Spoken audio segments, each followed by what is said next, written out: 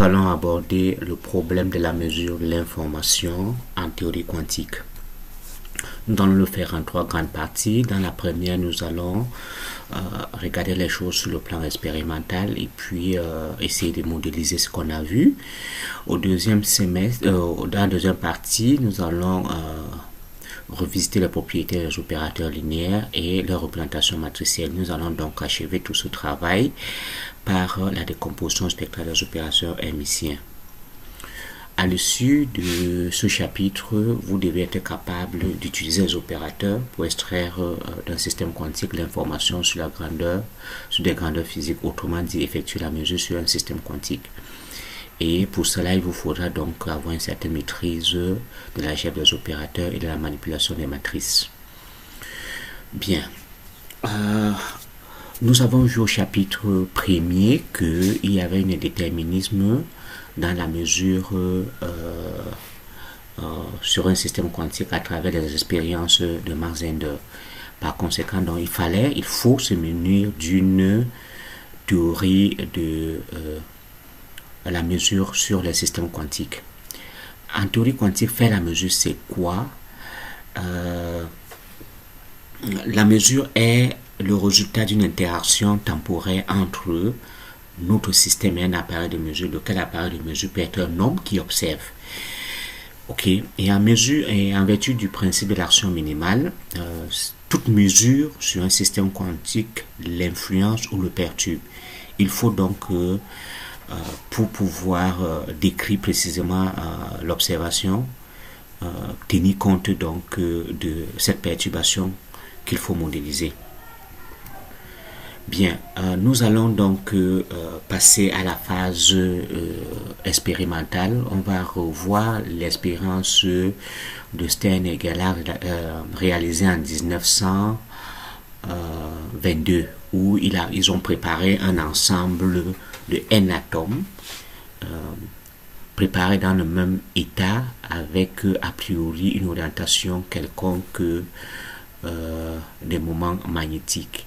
Lesquels moments magnétiques, donc à orientation quelconque, pénètrent donc dans un appareil de Stern et Gaillard ayant un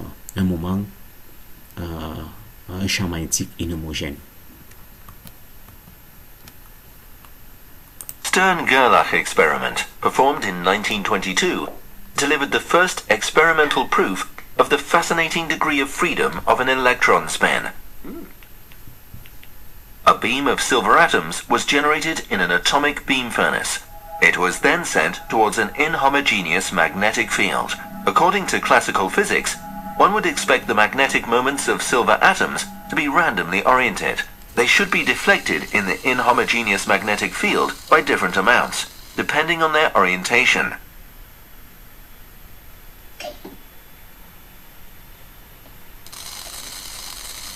However, the researchers observed that the beam was split in 2 possible states, which were later named spin up and spin down. How can this be explained? Let us first analyze the electron configuration of a silver atom. One silver atom has a total of 47 electrons. In 46 of these electrons, each spin up is paired with one spin down. The spins neutralize each other. There is only one unpaired spin, the spin of the 5s electron. It can be either in spin up or spin down, or in any superposition of these 2 states. We can represent this spin state using a Bloch sphere. The spin can point in any random direction.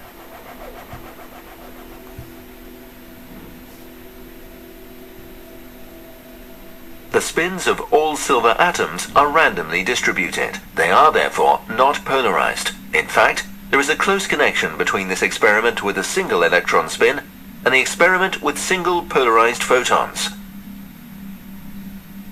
Here, the polarizing filter corresponds to the inhomogeneous magnetic field. Just like with photons, in a single experiment, it is completely random whether the spin points in the direction of the polarizing filter or in the opposite direction.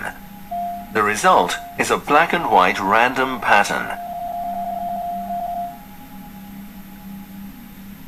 Let's have a closer look at the quantum mechanical measurement process in the Bloch sphere. The spin has some arbitrary orientation before it interacts with the inhomogeneous magnetic field. The inhomogeneous magnetic field acts as a filter. It is presented here as a slot. It forces the spin to take a random orientation, either in line with the inhomogeneous magnetic field or in the opposite direction. If the basis state is close to up, it is very unlikely to change the direction in down. However, it may still do so. When performing their canonical experiment, Stern and Gerlach were unable to use single silver atoms. Therefore, they could not demonstrate the role of chance in each experiment. However, they were the first to demonstrate that the spin is quantized, or separated in up and down. It was a sensational achievement in their time.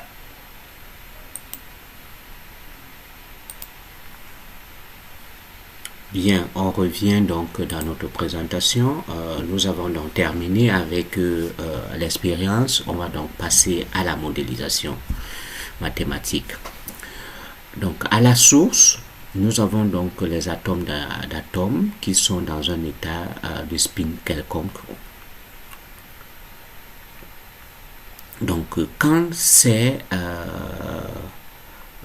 états de spin sont projetés dans la base des quêtes plus et quêtes moins, qui sont la base des états propres de l'appareil de spin dans lequel il pénètre, il se passe donc que notre état psi est projeté dans ces états de base. Donc ces deux quantités-ci, écrit alpha plus et alpha moins, sont les amplitudes de probabilité de projection dans la base des états de spin, quête plus et quête moins. Et comme on a observé que la probabilité, qu'il y avait une certaine équiprobabilité d'être spin up ou spin down, ça veut dire que ces amplitudes de projection dans la base quête plus et quête moins sont égales, ces amplitudes de probabilité sont égales à 1 sur racine de 2. Autrement dit, notre état psi est donc dans l'état superposé quête plus et quête moins, ce qui fait que quand elle entre, elle est projetée soit dans l'état quête plus ou dans l'état quête moins. Bien. Donc, l'appareil de mesure SZ opère sur l'état psi pour donner quête plus ou quête moins, qui sont les états propres de SZ, avec les valeurs propres H bar sur 2 et moins H bar sur 2, ce sont les moments, les valeurs du moment magnétique de spin. Donc, on se résume donc. L'appareil de mesure, symbolisé mathématiquement par l'opérateur SZ, perturbe le système qui était dans l'état psi et qui va donc se retrouver dans cet état psi plus,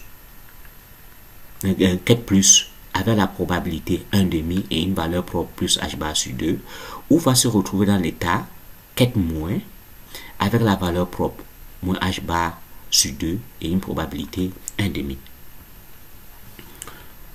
En clair, un appareil, un opérateur, qui est un appareil, qui est la partie, qui est la modélisation mathématique de l'appareil de mesure d'une quantité, d'une grandeur physique, transforme un état de l'espace de Hilbert en un autre état de l'espace de Hilbert. Donc, il y a perturbation du système. Donc, l'opérateur est le lien entre ce que l'on observe du système, qui est représenté par le psi, et la grandeur physique A associée. Et cette interaction projette notre état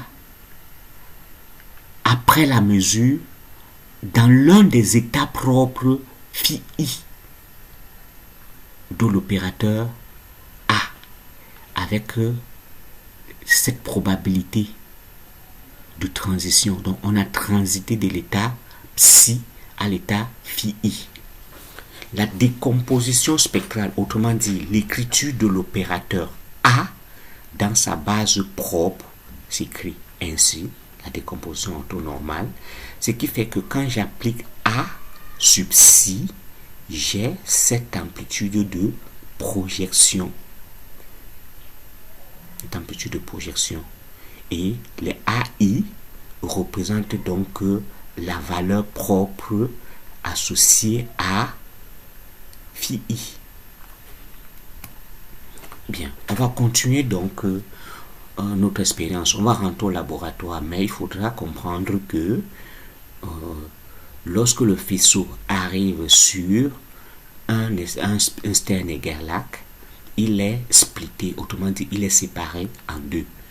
On peut par la suite donc filtrer, c'est-à-dire que bloquer les états quête moins et ne laisser passer que les états quête plus. On peut faire le contraire, laisser passer les états quête moins et arrêter les états quête plus. Donc on peut rentrer au laboratoire en observant, en suivant une vidéo, ou alors en nous rendant sur le site de simulation qui vise ce que nous allons donc faire immédiatement. Bien, nous avons notre appareil de Stern-Gerlach qui est là, avec c'est-à-dire un dispositif avec 1, 2 et 3 appareils de Stern-Gerlach.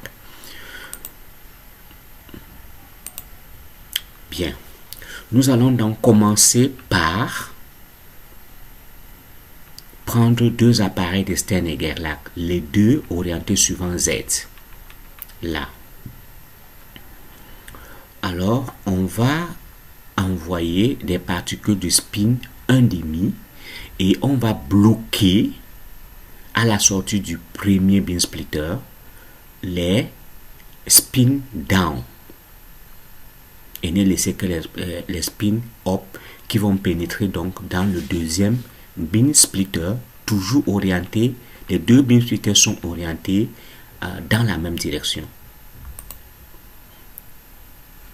Bon, là on constate, là c'est bloqué, là ça passe et on observe toujours que c'est up.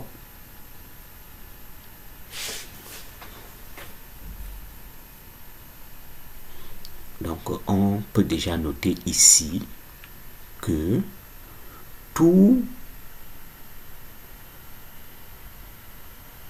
toutes les particules, tous les objets quantiques détectés ne sont que celles ayant le spin up. Aucune particule spin down n'est détectée puisqu'elles sont bloquées, et cet appareil-ci, ce qui pénètre dans l'appareil est dans un état propre de l'appareil de mesure. Donc le résultat qui sort de cet appareil est un résultat certain. Ça c'est la première expérience. Passons donc à la deuxième expérience. Cette fois-ci, on va toujours filtrer les spin up dans l'état Z à la sortie du premier beam splitter. Le deuxième beam splitter va être placé dans la direction des X. Et on va observer ce qui se passe.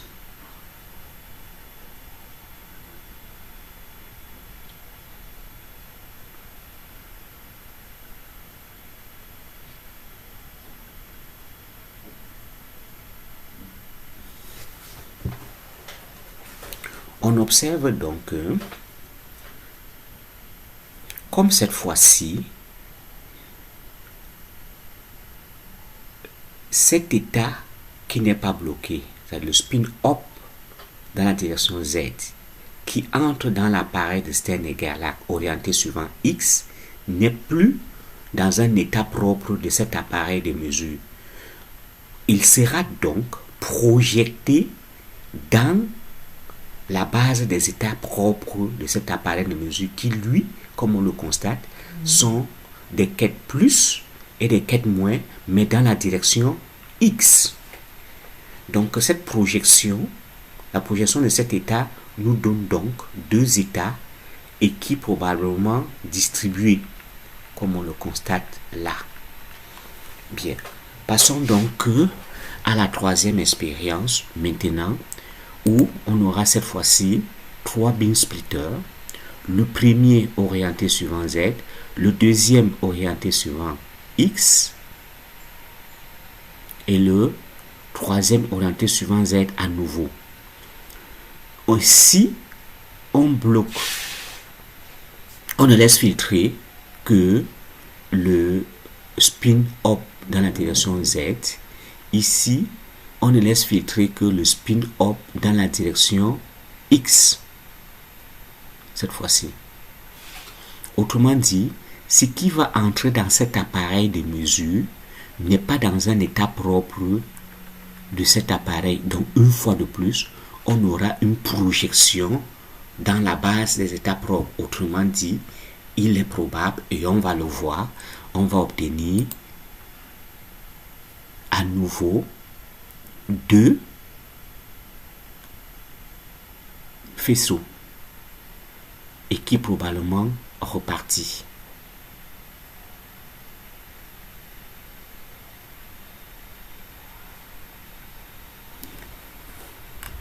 Bien, on revient donc dans notre cours, on passe à la modélisation, on passe aux explications mathématiques. À la sortie donc, nous avons dit qu'à la sortie du premier beam splitter qui sert de filtre, ce qui entre dans le deuxième beam splitter est un état propre de l'appareil, lequel appareil est représenté par l'opérateur SZ, dont la décomposition spectrale est la suivante. Autrement dit, quand on va appliquer ce qu'est plus Z sur cet opérateur-là, on aura le quête plus Z ici, le quête plus Z là.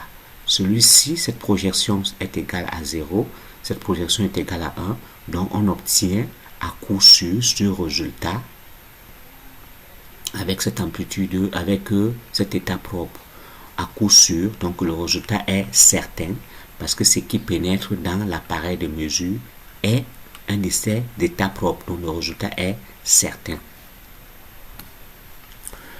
Dans la deuxième expérience, nous avons cette fois-là un appareil de mesure qui est dans l'état qui est orienté suivant X, et donc sa décomposition spectrale est celle-ci. Comme ce qui pénètre n'est pas un état propre, il y aura donc une projection dans la barre de ces états propres.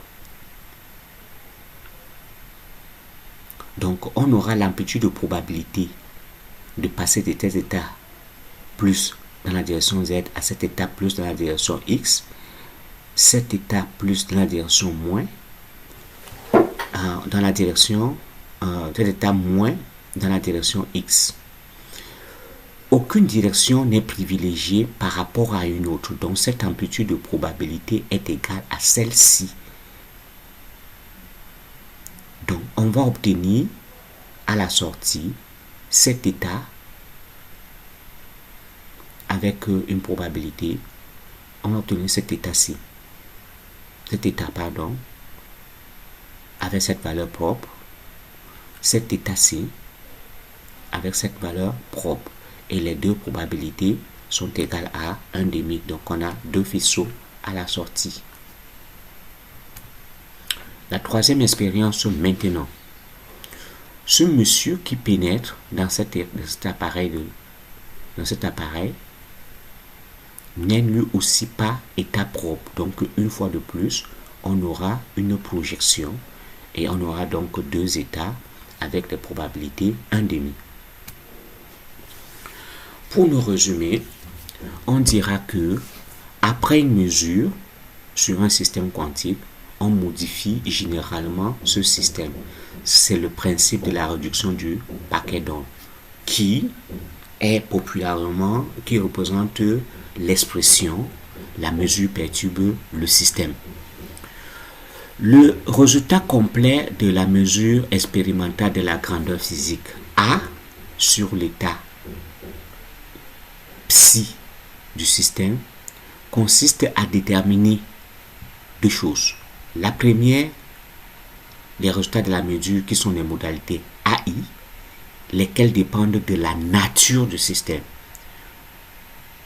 De la nature, qui dépendent de la nature du système. Et les amplitudes de probabilité, ou alors les probabilités qui, eux, dépendent de l'état du système. Donc, il y a la nature du système, il y a l'état du système. Quand nous parlons de nature, ça veut dire que quoi? On peut être, comme tout à l'heure, on était intéressé par le spin, on peut être intéressé par l'énergie, on peut être intéressé par la position ou par la vitesse. Mais les amplitudes, il y a maintenant l'état du système psi. Et ces états-là nous permettent donc d'avoir les amplitudes de probabilité. Donc psi décrit la réalité physique d'un système quantique individuel et l'opérateur A, qui peut être le hamiltonien, qui peut être le spin, nous permet maintenant d'extraire l'information sur la grandeur physique spin, sur la grandeur physique énergie. Lorsque nous effectuons une seule mesure d'une grandeur physique sur un état psi, on obtient l'information sur l'état du système après la mesure. Donc l'information qu'on a, c'est l'information sur l'état psi du système après la mesure, après la perturbation. Et c'est donc très souvent l'état propre phi de l'opérateur A avec la valeur propre AI. Donc si on répète A, la mesure de la grandeur physique immédiatement après la mesure, on est sûr d'obtenir de façon certaine la modalité AI avec la probabilité 1, comme on l'a vu à la première expérience tout à l'heure. Phi I est l'état propre de A et AI est la valeur propre associée à ce vecteur propre-là. Si nous voulons obtenir l'information sur le système avant la mesure, on va le faire comme on l'a vu dans la vidéo. On va faire plusieurs mesures sur le système préparé dans le même état psi. Et dans ce cas-là, on va donc obtenir toutes les modalités possibles. Dans notre expérience de spin et Gerlach, on avait deux modalités, soit plus h bar sur 2, soit moins h bar sur 2. Et l'information qu'on a eue donc, c'est que notre système était dans un état superposé des états propres du spin, quête plus et quête moins. L'ensemble de ces états propres-là forment une base dont les propriétés sont les suivantes, nous la connaissons déjà. Bien. Maintenant, nous avons parlé des opérateurs. Dans l'ensemble, donc, ces opérateurs sont les opérateurs linéaires de l'espace de Hilbert. Et leur propriété de linéarité est la suivante, est donnée par ceci. Qu'est-ce qu'on constate là? J'ai A, lambda 1 et lambda 2 sont des nombres. Ce qui fait que ce nombre multiplié par A appliqué sur psi équivaut à appliquer A sur psi et multiplier le tout par le nombre lambda. Ici, c'est la propriété d'addition. A plus B appliqué sur psi revient à appliquer A sur psi plus B sur psi. A et B appliqué à psi veut dire j'applique d'abord B sur psi et j'applique maintenant A sur le résultat. Attention, en théorie quantique, l'ordre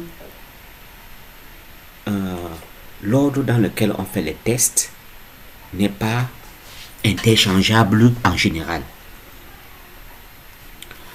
Ok. Prenons le cas particulier de l'opérateur Z dont la décomposition spectrale est celle-ci, qu'on va appliquer sur cet état psi générique qui est un état superposé 0 et 1.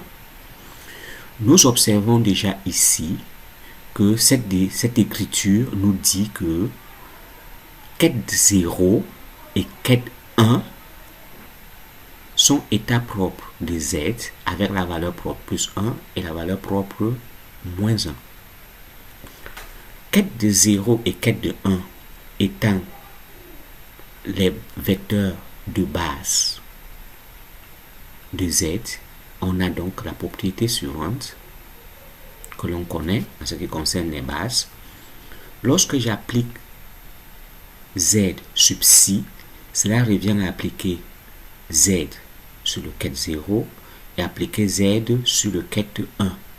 Donc quand je remplace Z par cette expression, je trouve donc que j'ai cette relation-ci où cette quantité est égale à 1, celle-ci, cette amplitude de projection est égale à 0, cette amplitude de projection est égale à 0, cette amplitude de projection est égale à 1. Donc je constate bien que, comme je l'ai dit précédemment, que quête de 0 est valeur propre de Z avec la valeur propre plus 1, quête 1 est vecteur propre de Z avec la valeur propre moins 1. Bien, maintenant passons à la représentation d'un opérateur sous forme matricielle. Nous considérons la base quête de I à un état. Cette base, c'est-à-dire qu'un état phi,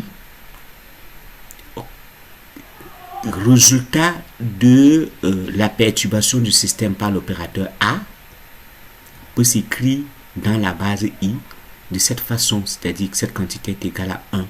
Je n'ai donc rien changé. J'obtiens donc ceci, qui me permet donc de projeter A psi dans la base I. Le psi qui est là, lui aussi, peut être projeté dans cette base de cette façon. Par conséquent, donc, cette quantité-ci, quand je remplace psi par son expression projetée, j'obtiens donc ceci. Donc, les AI, c'est-à-dire que cette quantité-ci, représente donc la matrice de A dans la base I. Donc, les A, I, J, ici c'est J, pardon, sont donc les matrices d'amplitude ou éléments de matrice N fois N, où les AJ sont les colonnes, tout ce qui est en bleu, et les I sont les lignes. Exemple, nous voulons écrire la matrice X qui nous est déjà familière.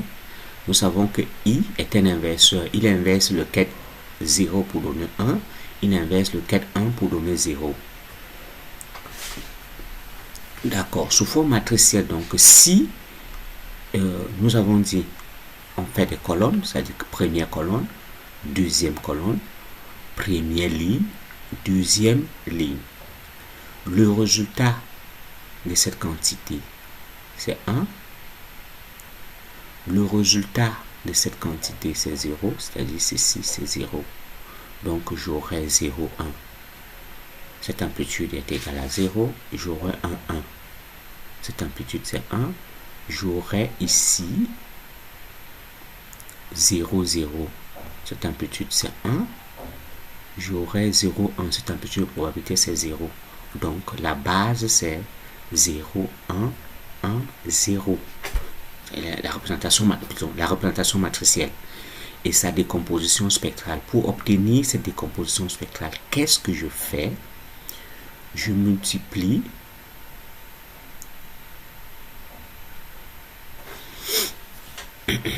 j'ai cette quantité-ci et j'ai cette quantité-ci. Je multiplie cette ligne-ci par 0. Là, c'est-à-dire que j'ai cette quantité. Je vais multiplier les deux-ci par le bras 0 je vais multiplier ces deux quantités par le bras 1. Je vais sommer ça et ça. Et je veux mettre donc x en facteur. Donc j'aurai le projecteur 0 plus le projecteur 1. La somme des deux projecteurs va me donner 1. Et de ce côté-ci, j'aurai ceci. Donc voilà comment on obtient ça de façon aisée. Représentation matricielle de l'opérateur de Walsh-Hadamard qui, comme nous le savons, quand on applique 0, on applique Walsh-Hadamard sur 0, on obtient la superposition de l'état 1 et 0 de façon constructive. On applique le Walsh-Hadamard sur le quête 1, on obtient la superposition destructive de 0 et de 1. Donc, sous forme matricielle, je mets ma colonne, la première colonne là, la deuxième colonne, la première ligne, la deuxième ligne. Quand j'applique ce bras sur cette quantité, ça veut dire que j'applique le bras 0 ici et j'applique le bras 0 là. Ce bras me donne 1, celui-ci me donne 0. Quand j'applique le bras 0, j'applique le bras 0 ici, cette quantité va me donner 1, cela va me donner 0. Donc j'ai ça comme résultat. J'ai fait la même chose pour la deuxième ligne. Donc j'obtiens la matrice 1 demi, 1 demi, 1 demi, 1 sur racine de 2, pardon, et moins 1 sur racine de 2. Pour faire la décomposition spectrale, je fais comme tout à l'heure, c'est-à-dire j'applique ici le quête 0 de manière à avoir le projecteur 0. J'applique le quête 0 dans les deux membres, ici. Ici, je vais, pour avoir le projecteur 1, je vais appliquer le bras, j'ai dit bras 0, les deux membres, pour avoir le projecteur 0. Ici, j'applique le bras 1 pour avoir le projecteur 1. J'aurai le projecteur 1 ici. Et bras 1, bras 1. Donc, je somme cette quantité avec cette quantité. Je mets W en facteur de façon à avoir la somme de deux projecteurs qui est égale à 1. Et en définitive, donc, sous forme contractée, on a cette décomposition orthonormale. Bien. Intéressons-nous maintenant aux opérateurs hermitiens conjugués ou auto-hermitiens que l'on note à croix. Donc, A croix appliqué à psi revient à appliquer A sur l'opérateur phi, sur le bras phi. Et ça s'écrit encore sur cette façon, c'est pour ça qu'on parle de conjugué hermitien. Donc, ça s'écrit comme ça, mais avec l'étoile à l'extérieur. Bien, pour prendre donc le conjugué hermitien d'une expression, on renverse l'ordre. Donc, on a renversé l'ordre. Ce qui était à gauche, le plus à droite, se retrouve le plus à gauche. Ce qui était le plus à gauche se retrouve le plus à droite. On remplace les opérateurs par leur adjoint. A croix a été remplacé par A. Les quêtes sont remplacées par les bras. Ceci était un bras. Le quête est remplacé par un bras. Ça c'était un quête, il devient un bras. Les bras sont remplacés par les quêtes. Ça c'est un bras qui devient un quête. Les nombres sont remplacés par leur conjugué hermitien. Donc si on prend cet exemple-ci, on voit bien que les nombres qui sont là sont remplacés par leur conjugué hermitien. Et on a renversé l'ordre là. Ici aussi on a renversé l'ordre, on a pris les adjoints des opérateurs. On peut continuer, donc on renverse l'ordre complètement. Ce qui était à l'extrême droite se retrouve à l'extrême gauche et on prend son conjugué hermitien. Donc vous appliquez l'algorithme, vous avez ça. Ici, on a ce qui se trouvait à l'extrême droite se retrouve à l'extrême gauche. Il était un bras, il devient une quête. Il était un quête, il devient un bras. On avait moins I, il devient plus I. Il était un bras, il devient un quête. Il était un quête, il devient un bras. 2, on prend le conjugué hermitien de 2. C'est toujours, on prend le conjugué de 2, il est toujours 2. Bien. La conséquence, c'est que quoi? On a ceci qui consiste à prendre la transposée et le conjuguer. Tout simplement. Bien. Et lorsque la matrice A est réelle, A croix est égal à la transposée tout simplement. Donc, si les quantités sont réelles, on obtient donc, voilà ce qu'on obtient. Ce qui fait que vous appliquez l'algorithme, la ligne devient, vous voyez là, ça c'était la ligne, ça devient la colonne avec conjugué hermitien. Donc un opérateur est dit hermitien quand son conjugué hermitien est égal à lui-même. La conséquence c'est quoi? C'est que ceci est égal à ça. Bien, nous allons très souvent manipuler des matrices d'ordre 2. La forme générale des matrices d'ordre 2, c'est celle-ci. Qu'est-ce qu'on constate? On va constater que la diagonale est réelle et les éléments non diagonaux sont 2 à 2. Les éléments non diagonaux symétriques par rapport à la diagonale principale sont conjugués l'un de l'autre. Donc, ils appartiennent à C. Bien. Vérifions donc l'herméticité de l'opérateur Y qui s'écrit ainsi. Bien. Commençons par faire la vérification sous forme vectorielle. Donc, je vais donc écrire ceci. Je vais donc appliquer l'algorithme. Ce qui est à l'extrême droite va s'écrire à l'extrême gauche. Il était bras, il devient quête. Il était quête, il devient bras. Le i devient moins i.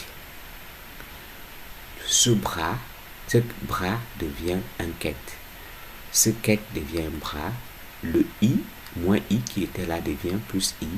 Et si on constate cette expression-ci est égale à celle-ci. Donc, y croix est égal à y. Sous forme vectorielle, maintenant écrivons cette quantité sous forme vectorielle. Quand on applique y, on applique 0 sur y. Cette amplitude est égale à 0, cette amplitude est égale à 1. On applique 1 sur y. Cette amplitude c'est 1, l'autre amplitude est égale à 0. On a donc ça comme résultat. Donc ça c'est la colonne. Pardon, ici c'est y, c'est pas i. C'est y. Et là, le bras 0 c'est la ligne, le bras 0 c'est la ligne. Donc j'applique donc 0 ici. Il n'y a qu'une amplitude 0. J'applique 1 sur le résultat de ceci, ça me donne donc ça qui est égal à 1. Et j'applique le 0 sur ceci, autrement dit sur ça, j'ai cette amplitude de probabilité de transition ou de projection qui est égale à 1, cette amplitude qui est égale à 0. Donc notre matrice c'est 0 moins i, 0. La diagonale principale est réelle. Les deux éléments non diagonaux sont complexes conjugués de l'autre. C'est une matrice hermitienne.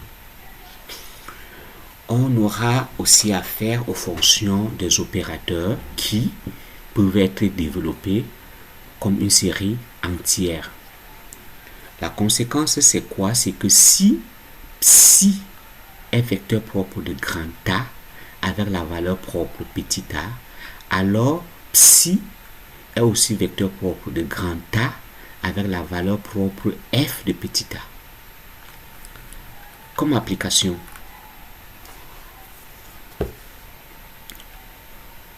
Z s'écrit dans sa base sous cette forme-ci. Nous voyons bien que Z est diagonale. Ce qui fait que ceci nous dit quoi? Que quête, ça c'est quête de 0. Quête de 0 est vecteur propre de Z avec la valeur propre 1. Quête de 1 est vecteur propre de Z avec la valeur propre moins 1. Ça veut dire que quête de 1, quête de 0 un vecteur propre de exponentielle de la fonction exponentielle z avec la valeur propre exponentielle 1 et quête de 1 un vecteur propre de la fonction d'opérateur exponentielle z avec la valeur propre exponentielle moins 1. Tout simplement. Pour trouver la trace d'un opérateur, on sait qu'on fait juste la somme de ces éléments diagonaux, tout simplement. Et une chose qu'on a déjà notée lors de nos revisions, c'est que la trace était invariante dans un changement de base. Que vous soyez dans la base diagonale ou dans une autre base quelconque, la trace va toujours donner la même valeur. Elle ne change pas, elle est invariante. La trace de l'opérateur A et B est égale à la somme des traces. La linéarité. La trace d'un opérateur multiplié par un nombre. Et ce nombre-là multiplié par la trace. La trace de l'opérateur ne dépend pas du sens dont on fait le produit des deux matrices. Bien. Dans la base 0, 1, si nous cherchons la trace de A, il nous faut prendre la somme des éléments de la diagonale. Donc, quand nous appliquons 0 et 0 ici, on trouve 1. On applique 0 et 0, ça va nous donner 0 parce que la transition ci nous donne 0. J'applique 0 et 0, la transition de ce côté me donne 0. 0 et 0, la transition de deux côtés c'est 0, donc il me reste 2i. Maintenant, cet élément de matrice appliqué, j'ai cherché cet élément de matrice, je mets 1 et 1 ici, ça ne marche pas, la transition n'est pas bonne.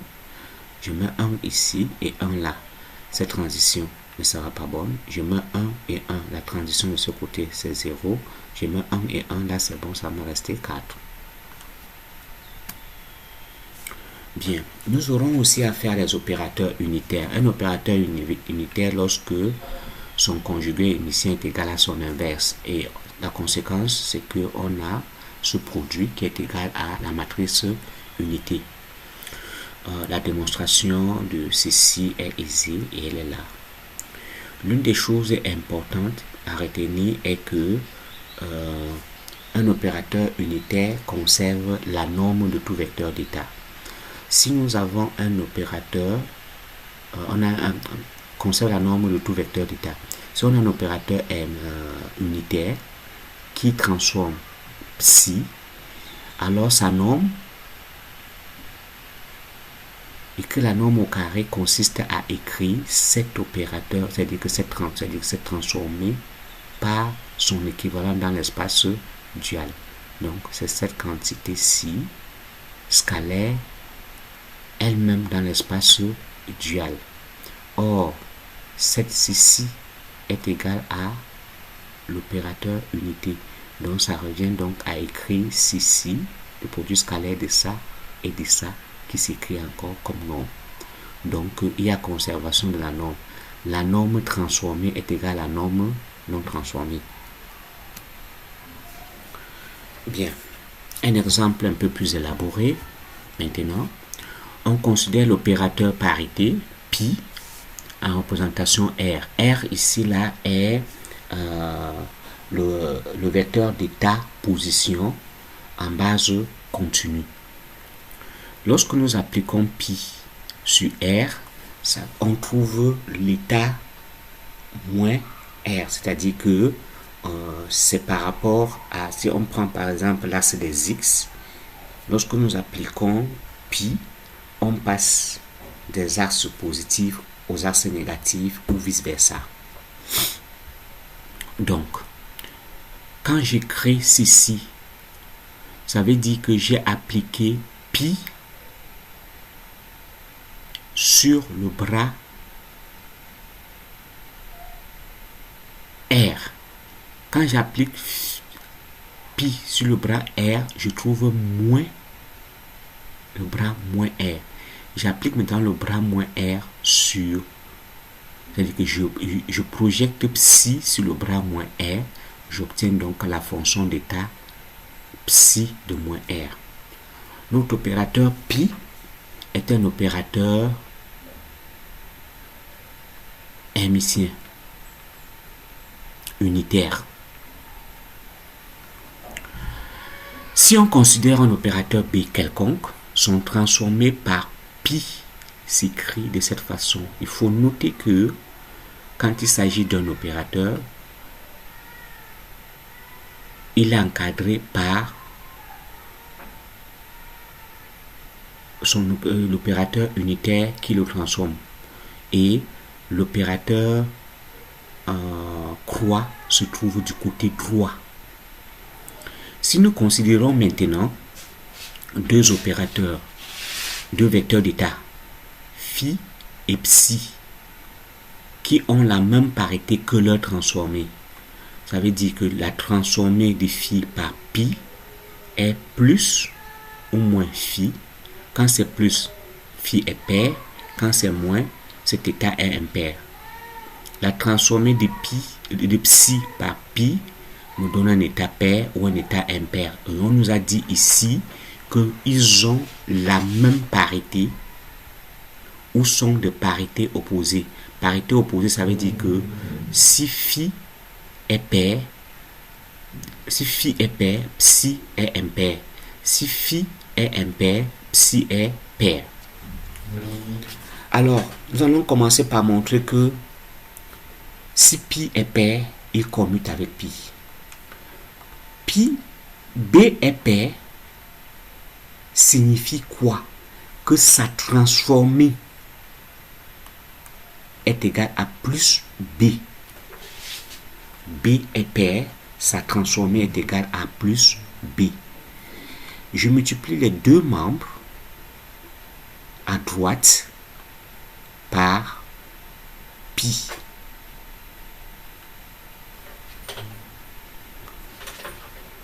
Quand je multiplie les deux membres par pi, cette quantité-ci est égale à l'unité en vertu de cette relation.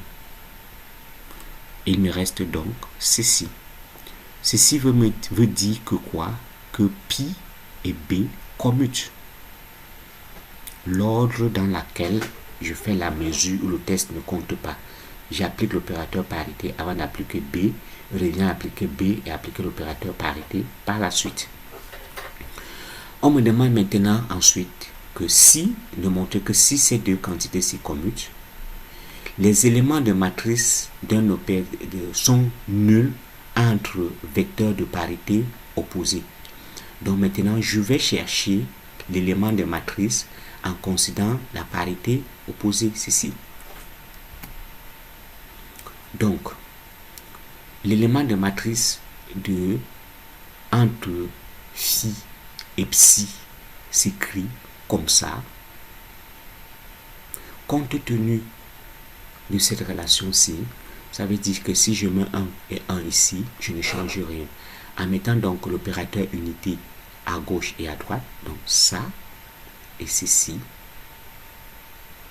je n'ai rien changé à cette écriture. Mais attention, ça ne s'écrit pas au hasard. J'aurais pu mettre pi croix, c'est tout ça qui est égal à l'unité. Mais pourquoi je ne choisis pas?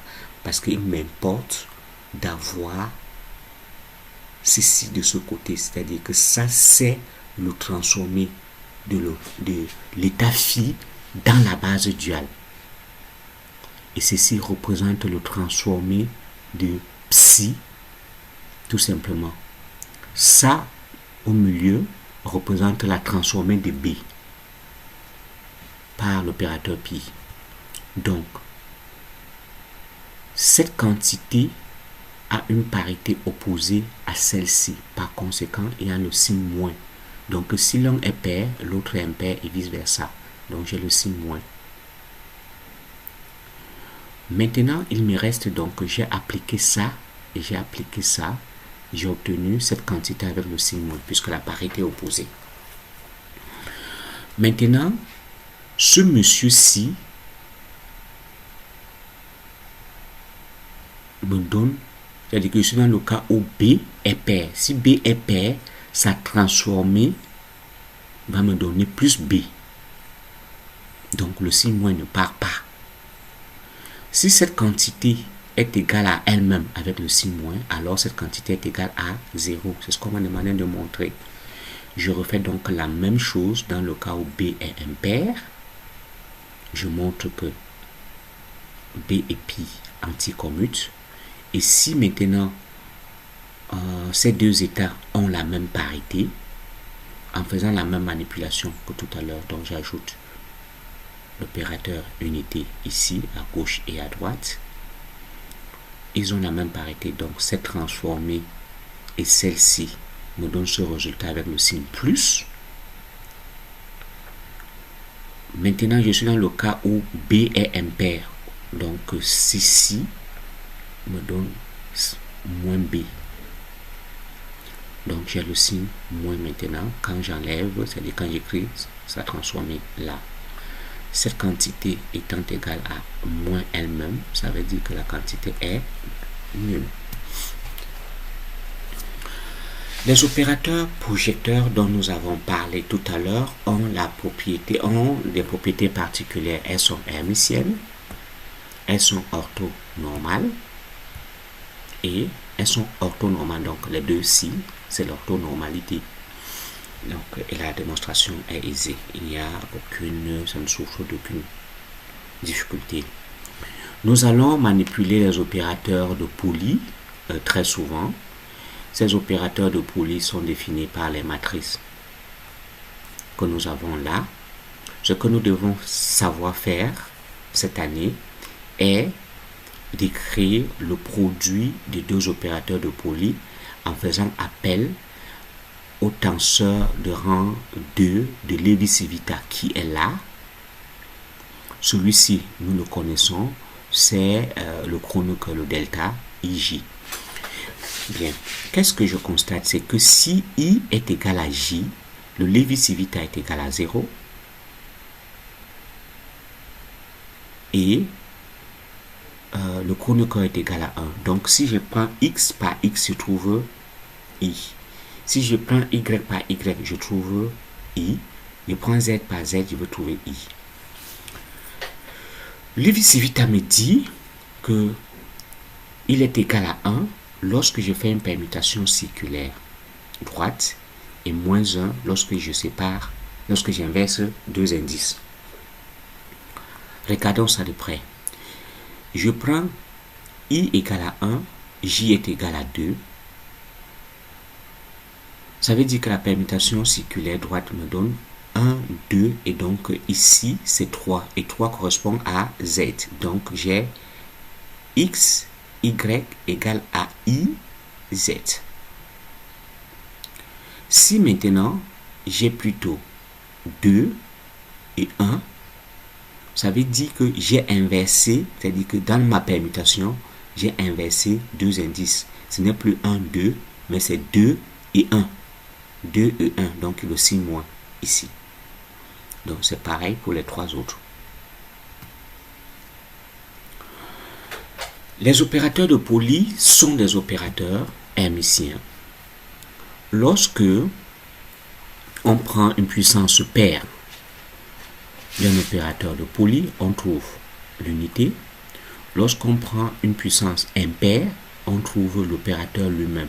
Et la trace de tout opérateur de Pauli est égale à 0. On le vérifie là. 0, 0, 0. Bien. Maintenant, essayons de chercher la fonction d'un opérateur de Pauli.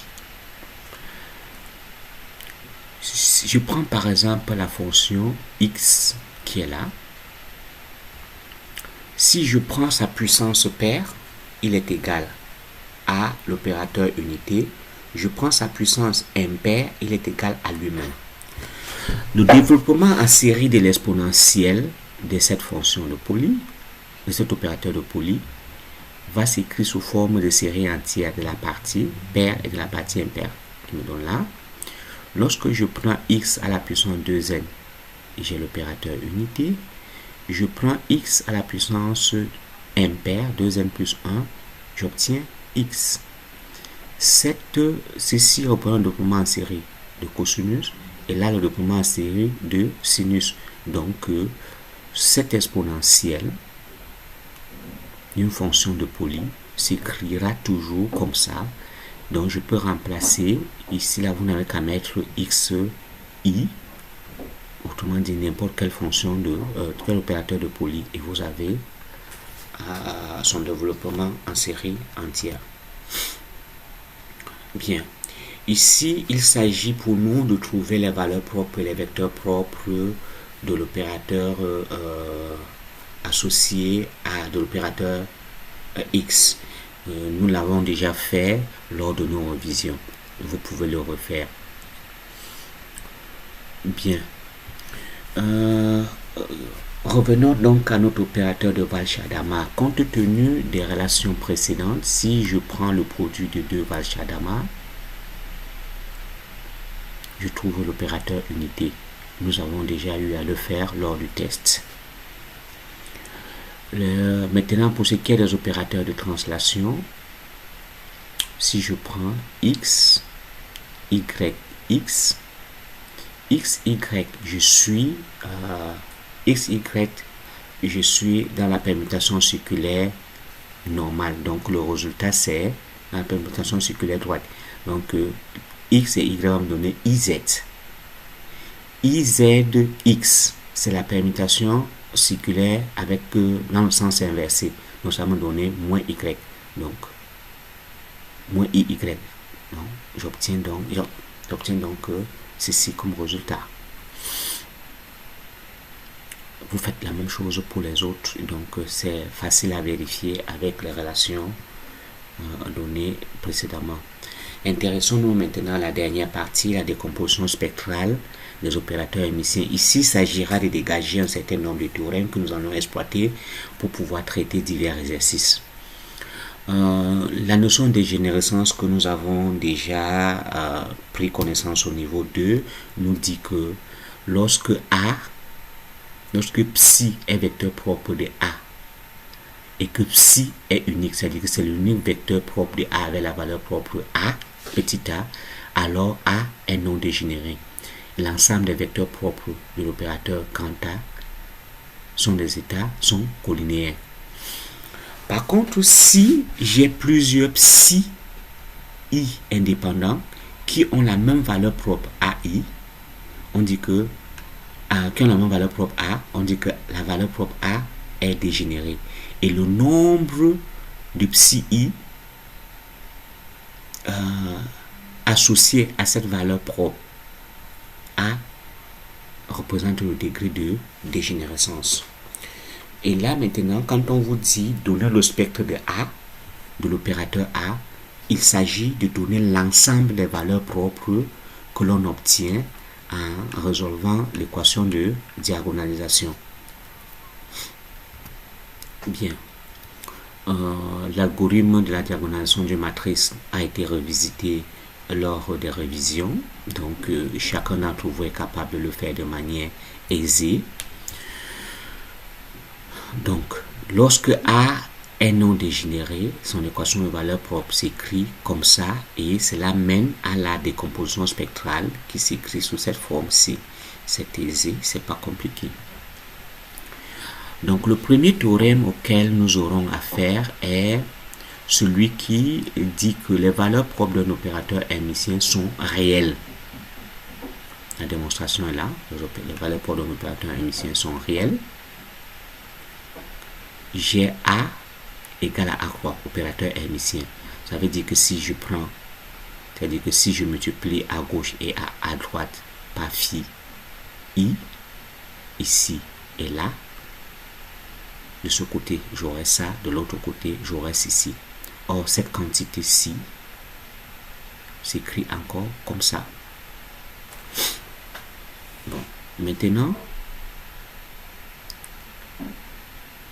phi I est vecteur propre de A avec la valeur propre AI. Cela veut dire que si je multiplie ici par phi I, je multiplie ici par phi I, je vais multiplier ici par phi I. Ça, c'est-à-dire que ceci multiplié par le bras phi I va me donner 1 et va me rester AI. Or, d'autre part, cette quantité-ci, en vertu de ce résultat-ci, cette quantité-ci va me donner ce résultat.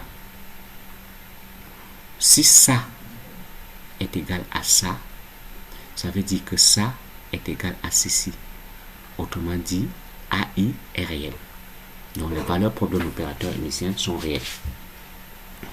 Les vecteurs propres d'un opérateur hermitien correspondant à deux valeurs propres différentes sont orthogonaux.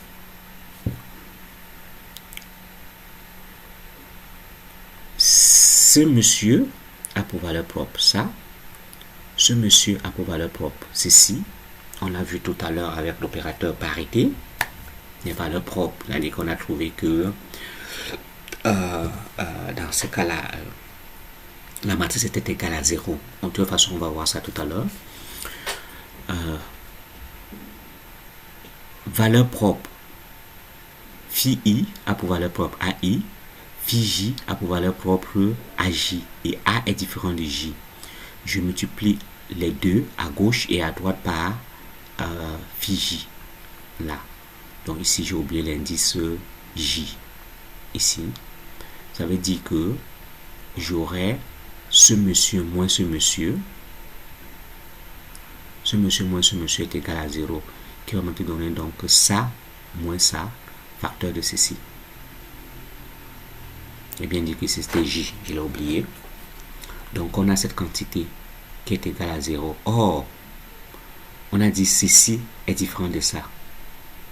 Si ça est différent de ça et toute cette quantité est égale à 0, donc ça veut dire que cette quantité est égale à 0. Autrement dit, ces deux quantités sont orthogonales. Démonstration faite, saine. Bien. Lorsque deux opérateurs commutent, l'ordre dans lequel on effectue les tests ne compte plus. C'est-à-dire que appliquer A avant d'appliquer B revient à appliquer B avant d'appliquer A. Ok. Si deux opérateurs hermitiens commutent et si psi A est vecteur propre de A avec la valeur propre A, B psi I est aussi vecteur propre de A avec la même valeur propre. Démonstration aisée qui est là. Donc, vous pouvez le faire. On continue avec les théorèmes. Si deux opérateurs A et B commutent, et si celui-ci est vecteur propre de A avec la valeur propre A1, si ce monsieur est vecteur propre de A avec la valeur propre A2, et que A1 est différent de A2, alors nécessairement, on a cette quantité qui est égale à 0. C'est ce que nous venons de voir avec l'opérateur parité. Bien. Allons plus loin dans l'exploitation de ce théorème-là. Nous avons U1 qui est vecteur propre de LZ avec la valeur propre 1. On a U2 qui est vecteur propre de LZ avec la valeur propre 0. On a U3 qui est vecteur propre de LZ avec la valeur propre moins 1. Donc, on a 1, 2, 3.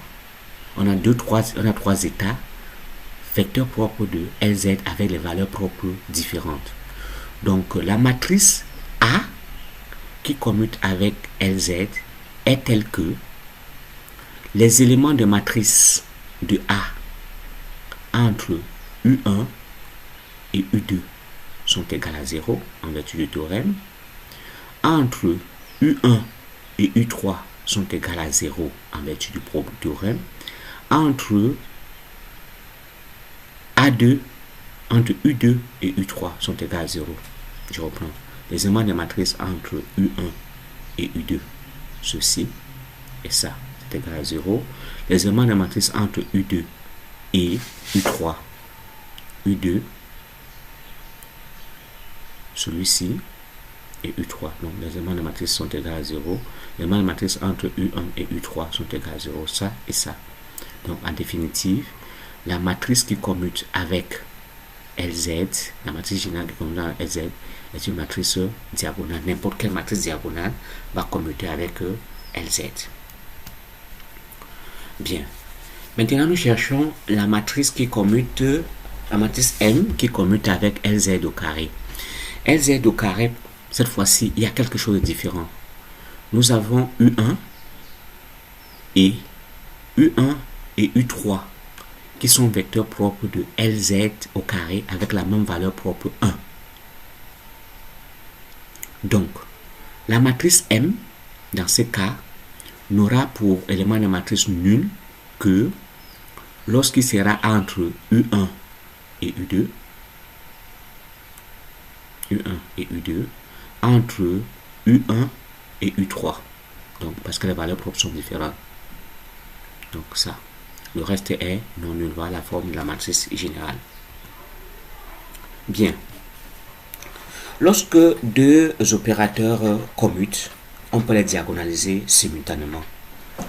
L'une des choses auxquelles vous allez être très souvent confronté, c'est de trouver, c'est-à-dire que vous avez un opérateur qui commute avec on peut vous dire de montrer qu'un opérateur est une constante du mouvement. Ce qu'on vous dit en ce moment-là, c'est que vous devez montrer que cet opérateur commute avec le hamiltonien. Donc quand vous commutez avec le hamiltonien, on dit que vous êtes une constante de mouvement. La conséquence c'est quoi? C'est que vos états propres sont des états stationnaires, parce que les états propres du hamiltonien sont appelés des états stationnaires. Bien.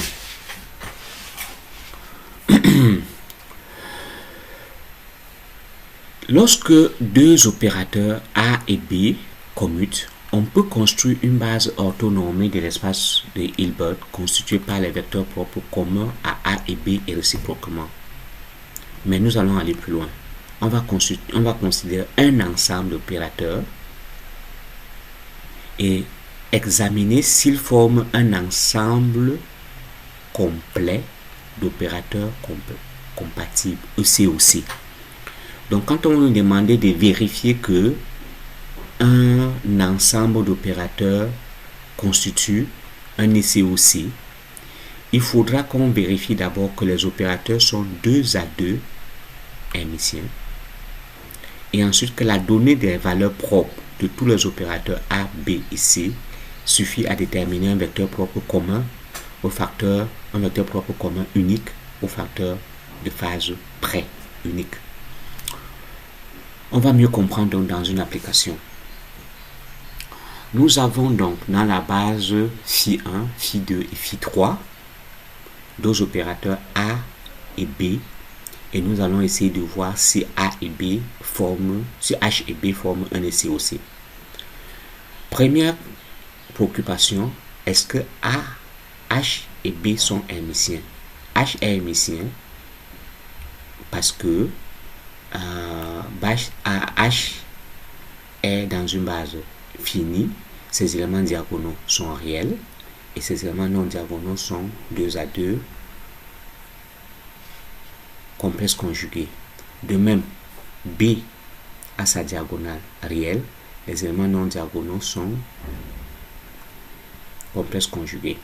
Donc, les deux sont des matrices, sont nos opérateurs hermitiens. On va maintenant, il y a deux façons maintenant de voir si H et B commutent. On peut chercher, on peut faire le calcul de la matrice H et de la matrice B. Ensuite, faire le calcul de la matrice B et la matrice H, voir si elles commutent. Et ensuite, chercher maintenant les valeurs propres qui sont communes à H et B et vérifier si elles sont uniques. Voilà comment on peut procéder. Mais c'est un peu long. On va essayer de procéder de manière un peu plus intelligente. On va d'abord considérer ce sous-espace-ci, engendré, le sous-espace H1, engendré par ket 1. Dans ce sous-espace ket 1, nous notons que ket 1 est état propre de H avec la valeur propre plus 1.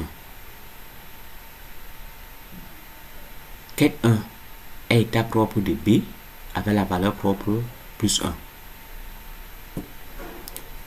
On cherche donc H dans le sous-espace engendré par ket 1. H et B commutent puisqu'ils ont même vecteur propre et même valeur propre, donc ils commutent. Bien. Deuxième sous-espace engendré maintenant par phi2 et phi3. C'est la partie ombrée, là. Dans ce sous-espace, on constate que H est toujours diagonal. Autrement dit, phi2 est vecteur propre de H avec la valeur propre moins 1. Phi3 est vecteur propre de H avec la valeur propre moins 1. Par contre, dans ce sous-espace engendré par phi2 et phi3, B n'est pas diagonale. Il faut la diagonaliser. Et on constate que nous l'avons déjà diagonale puisque B représente X.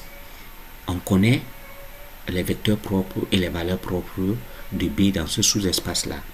Donc, pour ceux qui ont bien travaillé, ils savent que dans ce sous-espace-là, B qui est représenté ceci a pour vecteur propre cette combinaison linéaire, constructive et destructive avec pour valeur propre plus 1 et moins 1. Bien. Donc, voilà les vecteurs propres de B avec les valeurs propres plus 1 et moins 1. On note que phi2 et phi3 sont vecteurs propres de ce H-là dans la base ici, engendré par phi1, dans ce sous-espace engendré par phi2 et phi3, avec les valeurs propres moins 1, toujours. C'est-à-dire que je vais appliquer H ici, bien ce H2 là, ici, j'aurai moins 1 là, j'aurai moins 1, je mets un facteur moins 1. Je l'applique là, j'ai moins 1, j'ai moins 1, je mets un facteur, donc ça me donne moins 1. Donc, phi 3 et phi 2 sont vecteurs propres de H2 avec la valeur propre moins 1. Ok, on récapitule. Dans le sous-espace engendré par phi 1, on a trouvé que phi 1 était vecteur propre de H avec les valeurs propres H1 avec les valeurs propres 1 et 1, vecteur propre de H et B. Dans le deuxième sous-espace, alors, bon, c'est 2 ici et là c'est 3. On trouve que ce vecteur propre ici, c'est-à-dire que cette combinaison linéaire est vecteur propre de B avec la valeur propre 1, alors que le vecteur propre de H avec la valeur propre moins 1. Ce vecteur propre interférence destructive est vecteur propre de B avec la valeur propre moins 1, alors qu'elle est vecteur propre de H avec la valeur propre moins 1 aussi. Mais qu'est-ce qu'on constate? Comme on l'a dit, aucune ligne n'est égale à l'autre. Donc là, nous sommes dans le cas donc des vecteurs propres uniques, c'est-à-dire que nous avons ça dans les vecteurs, c'est-à-dire que ces vecteurs ne sont pas égaux à ceux d'un autre. Là, donc aucune ligne n'est semblable à l'autre. Autrement dit donc H et B forment un SCOC. Mais maintenant, si on nous demandait est-ce que B forme un SCOC, la réponse c'est non. Pourquoi? Parce que vous avez le vecteur propre phi1, psi1 et psi2 qui ont la même valeur propre. Donc les valeurs propres ne sont pas uniques. Pareil pour H. H, les valeurs propres ne sont pas... Vous avez deux valeurs propres qui sont semblables. Donc elles ne sont plus uniques. Donc ni H ni B pris individuellement ne sont des SCOC. Mesdames, Messieurs, nous avons là terminé ce chapitre dense et nous espérons que la compréhension a été aisée. Et nous vous remercions et à la prochaine. Bonsoir.